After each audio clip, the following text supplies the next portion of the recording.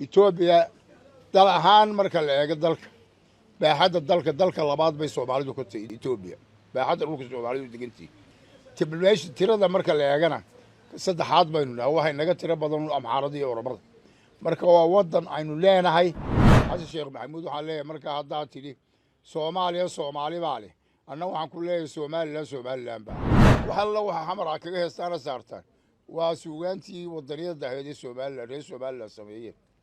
tii waxay ka dhaxashay waa la ogaa farax macallin baarlamaan baa sheeganaysa adiga ku ag fadhiya ee maskaxda qabiiliga ah uu ku beeray farmaajo iduu ku biiliyo uu ku dhiibaad leeday laamaanu si imay halkan kaalada maxay barbara ka doonay yalaama adigu maliyo Kenya haysata waa dalkaagii laakiin waa lagu haystaa adiga iyagaba laamaba waa la haystaa ayuu Maxamed Siyaad baa laba dayrood naga soo saaray odayaashii Soomaaliyeed markii ay dheerkii Hargeysa laga qaxay la baabiyay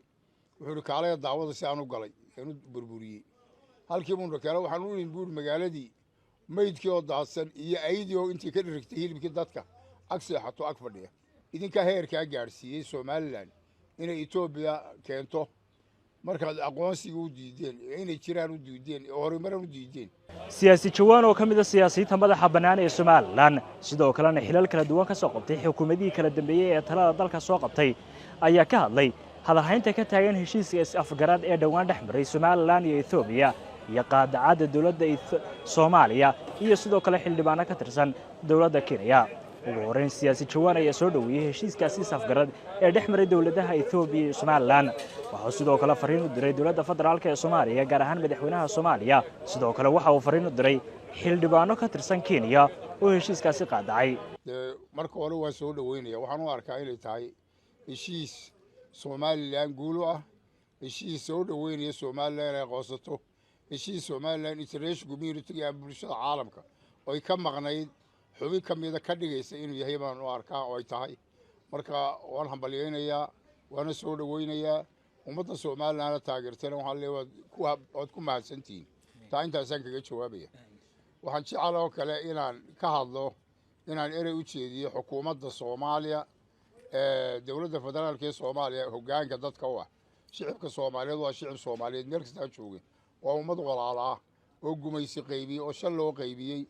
shantii loo qaybiyay dawladda federaalka ee Soomaaliya Italian Somaliland dalkii loo oran jiray ayay maamulaanay mas'uulka yihiin waxay soo haystaan markaa Soomaaliyo dhan inay iyagu madax u yihiin oo fikrad qaldan waxa weeyaan jibadii waagi lagu midoobay waxa midnimada waday Somaliland bay ahayd ee keenay midnimada iyagoo Maarch 5 cisho hor ahaa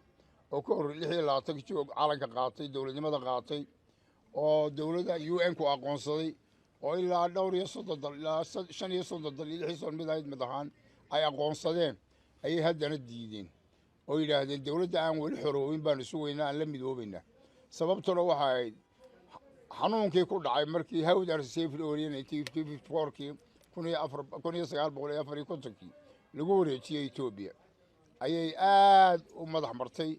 markaasi gobolka loo soo celiyo ayay qasab amba Soomaali loo mideeyo aan shantii Soomaaliyeed hormoodu ahaano tii ugu horeysay ee ku biirta Soomaalida kale markaa shantii gobol hal isu keeno waa ku ilaa warbaleejiid waa jigjigo Jamhuuriyaddan ku daraya warbaleejiid waa Jabuuti Jamhuuriyaddan ku daraya wajeeray calanka ho waxa la waxa suugaana iyo waxa hadal iyo xagab iyo waxa heesa tima cadaad mid kasta waxa la waxa xamar kaga heestaana saartaan waa suugaantii wadaniyada ahayd ee Somaliland sameeyay tii waxay ka dhaxashay waa la ogaa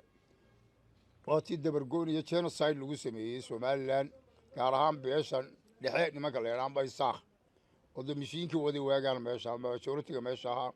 ilaa yiri wadanka laga tirtiro dawladii militariga Maxamed Siyaad madaxda u ahaa dayuuradii dalka cashuurta ee laga qaadiyay shicibka haarayaashii madaafiicdii si aan naxariis lahayn lagu garaacay waxaan xusuustaa maalin Cabdullaahi Majoor la wada jiro dhintay Allah u naxariistay oo la wareysanayay soo Kanada joogay ayuu Maxamed Siyaad baa laba dayrood naga soo saaray odayaashii Soomaaliyeed markii ay dheerkii Hargeysa laga qaxay la baabiyay wuxuu kaalay daawada si aan u galay inuu burburiyay halkii uu kale waxaan u buur magaaladii meydkii oo daadsan iyo aydii oo intii ka dhirigtay hilibkii dadka agseexato ag fadhiya dad fuuray oo lafiis meydkiis daasay iyo ay dhirigtay ag jiifta intaasuu soo tusay buu marka waxaan leeyahay annagu wax kasta oo Soomaaliland ku dhacay ama dadka Soomaaliland gaadhay Soomaaliyada ma diidanin waanu ogolay xasan sheekh maxamuud wuxuu ku leeyahay Soomaaliya Soomaali baa leh waxaan ku leeyahay xasan sheekh maxamuud Somaliland baa leh dalka Ilaah baa leh asawajal Allah leh wadanka iyo inagaba laakiin cidba meel buu alla ku abuuru ku ogyahay uu yiri wanaajista oo horu mariya Somaliland dadka Ilaah ku abuuru dadka Somaliland iyagaana ka mas'uula halkaas Soomaaliya Italiya Somaliland ayaa Ilaahay idinku abuuray hagaajista waxa garan weydeen idinka heerka gaarsiiyay Somaliland inay Ethiopia keento markaad aqoonsiga u diideen inay jiraan u diideen horumarin u diideen markii Dubai ay sameeyay dekada berbere heshiiska lala galay waadooda waxa ku sameeyay farmaajo maamulkiisa dawladii la oran jiray nabar iyo maxaan ku leeyahay naxli iyo nacayb iyo naxli nabadii nolol bay oran jiray laakiin nacayb iyo naxli ayaan anagu arkay inay haayeen oo naxli way abuureen nacaybna ummadii Soomaaliyeed ba ku dhacabuuray waa tii samaysay qabiil Somaliland oo dhisan oo 31 sano nabad ku soo maalaysay dimuqraadiyad ahayd doorasho xilka lagu kala wareegayay ummadii Soomaaliyeed hooy u noqotay oo dadkii xamar ka soo qaxay boorami ay degeen badankooda burciya Hargeysa ilaa Ergaaw ay ku soo noqdeen ay guri u noqotay halkan heer sare gaadhay ayaa loo quuri ay hal burburi oo ciidamo iyo wax iswata argagixisay dadkii u shaqeynayay Somaliland madaxa laga wada joogtay inta afka la duubtay markii dambana la yiri iyaga ay leeynaya oo dadkii shicibka la qalday markii dambana ficil uu yiri hal baabiyo oo galbeedna ka abuura awdala wax la yiraahdo xaggana ka abuura Khaatumaland waa dagaal lagu soo qaaday Somaliland laakiin alxamdulillah maanta waxaan arkaa ummadii Soomaaliyeed tamideynaysa waxa weeye heshiiska waxa ku jira Somaliland hadii la aqoonsado dalku waa mid ummadda Soomaaliya aqoonsiga ay calankaas un bay dawlad aaba haysiyaan aanu ka maqlay adduunka ayay noqonayaan xasan sheekh maxamuud waxaan leeyahay marka hadda tiri Soomaaliya Soomaali baa leh anna waxaan ku leeyahay Somaliland baa leh garo in waxaad ku biirtay East Africa Community wax la yiraahdo East Africa waxa ku jirtay Somaliland ayaa member ka ahayd waxaana ay saddex dal Uganda Kenya iyo Tanzania iyo maxaan ku yiraahdaa Somaliland intaas East Africa Community lagu oran jiray shilinka East Africa shilin baa laga qaadan jiray halkan ilaa dhagax buur baa ugu dambeeyay dhowr iyo 60 bay haysan jireen oo oran jiray waa shilin kalaan waa Israa'iil lacagta Soomaalida la daabacay ma qaadan jirin marka waxa weeyaan taasaad ku biirtay waxaan u arkaa koobiris ambasa alla ambaday oo ambatee way isku dhaqan ma tiidin isku af ma tiidin isku deegaan ma tiidin isku diin ma tiidin isku culture ma tiidin baarlamaanka Soomaaliya waxaan leeyahay wardiida waa Soomaaliya baabiinaya anagu leeyahay inagoo kala dal hadana in ummadda Soomaaliyeed baabado ma doonayno waxa weeyaan community eedan